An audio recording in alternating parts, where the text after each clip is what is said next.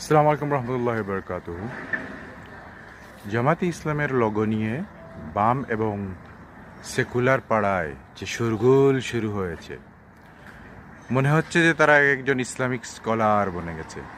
আল্লাহ শব্দটি বাদ দেওয়া হয়েছে, তারপরে আরবি বাদ দেওয়া হয়েছে, কত অভিযোগ। তারপর সূর্যের বৃত্তের রঙের লাল নয়, সেটা গেরুয়া হয়ে গেছে। মানে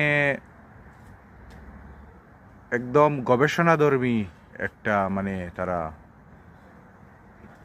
কোর্সের শুরু করে দিয়েছে। তা আমার প্রশ্ন হলো, যখন জামাতে ইসলাম এখানে পুরো কোরআন শরীফই যদি তাদের লোগোতে যুক্ত করে দিত, অনেকগুলো আয়াত, তারপরে কি তারা জামাতে ইসলাম করত? বা আল্লাহ মুহাম্মদ সাল্লাল্লাহু আলাইহি সাল্লাম দুরুদ শরীফ সব বড় বড় করে তারপরে কি আয়াতুল কুরসি জুড়ে দিত, তারপর কি এরা জামাত করত? আসলে এদের উদ্দেশ্য হচ্ছে খারাপ। তারা একটা ছুতা পাচ্ছে এবং এই সুতায় জামাতে ইসলামকে গায়েল করতে চাচ্ছে।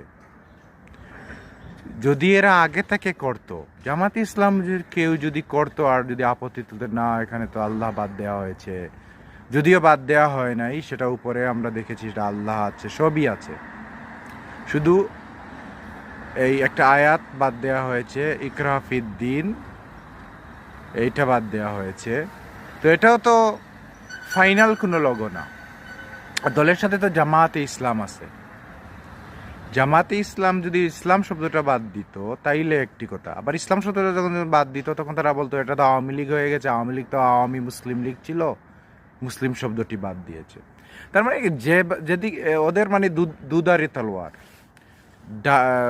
দুদিকে কাটে, এদিকেও কাটে এদিকেও কাটে। যদি সব জুড়ে দিত, তারপর বলতো ধর্ম ব্যবসায়ী, এরা আরও ইসলামী করেছে, মানুষকে ধর্মীয় সেন্টিমেন্টে করছে। এখন এটা কিন্তু অনেক পুরনো, 81 সালের লোগো বা এর পরে হতে পারে, এখন কে কল্পনা করেছেন সেটা জানা নয়। তবে এটা রেকগনাইজ কোনো লোগো জামাত সবসময় ব্যবহার করে তাও না। ওরা একটু ছুতা পেলেই জামাত ইসলামের বুল ধরে এটাকে খারাপ করার চেষ্টা করছে।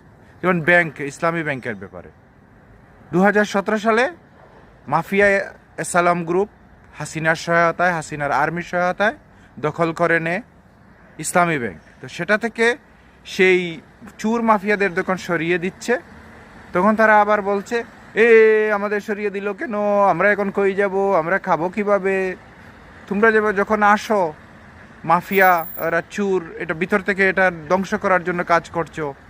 তো কেউ